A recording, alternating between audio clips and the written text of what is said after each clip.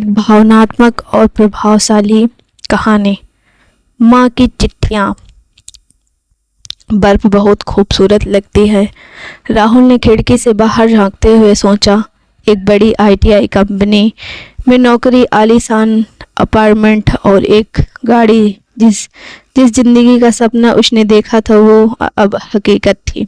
लेकिन इस हकीकत की चकाचौंध में कुछ चीज़ें धीरे धीरे धुंधली होती चली जा गई। एक गांव, एक मिट्टी की खुशबू और एक बूढ़ी माँ जो हर रोज़ अपने बेटे की राह ताकती थी। जब राहुल पहली बार विदेश गया था तो माँ ने बड़ी श्रद्धा से उसे मंदिर भेजकर आशीर्वाद दिलाया था। गांव वालों को मिठाई बांटी थी और तब से हर हफ्ते एक चिट्ठी भेजती रहती। चिट्ठियाँ जिसमें उसका सारा प्यार, ममता, चिंता और दुआएं समाई होती थी।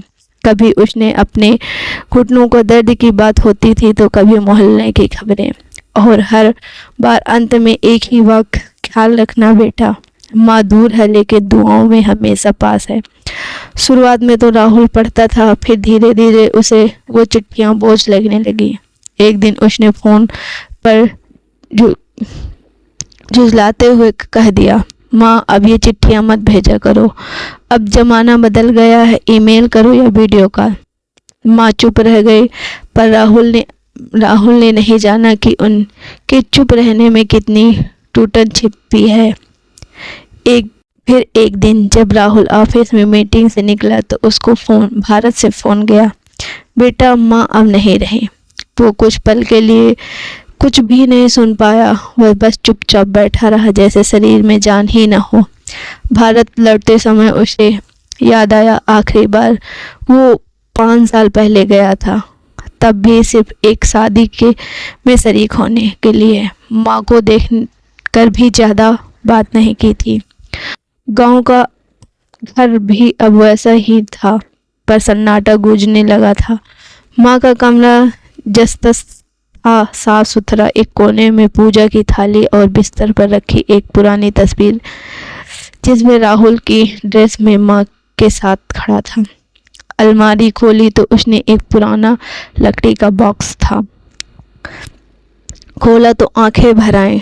वे सारी चिट्ठियाँ उसमें रखी थी जिसे माँ ने भेजा था।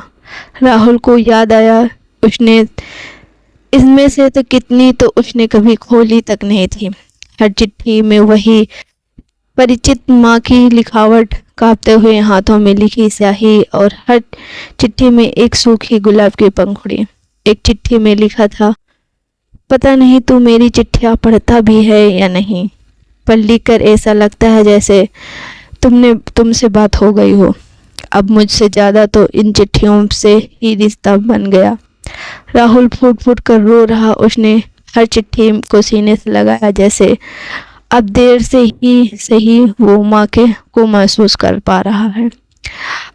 राहुल अब हर महीने एक चिट्ठी लिखता अपनी माँ के नाम। उसे पता था कि कोई जवाब नहीं आएगा, पर कभी कभी प्यार सिर्फ कहने के लिए नहीं होता, महसूस करने के लिए होता। तो दोस्तों, कहानी पसंद आई हो तो लाइक, कमेंट, शेयर जरूर करें। मिलते हैं एक नई कहानी के साथ, तब तक के लिए नमस्कार दोस्तों।